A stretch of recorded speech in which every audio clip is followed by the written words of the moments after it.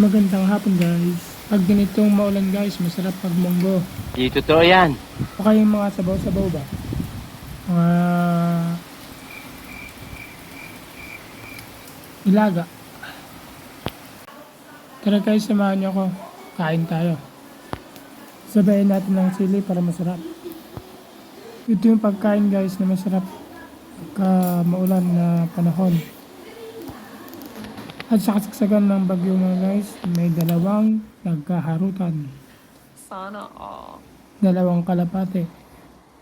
Gustong umisa yung lalaking kalapate kaya pinipilit niya yung kalapating babae. Finish na. Pero ayaw ng isa.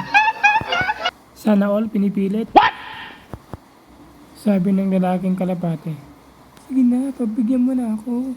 Wow naman. Wow. Sabi naman ng babaeng kalapate. Hindi pwede. Red blood ako. Patay ang naglason.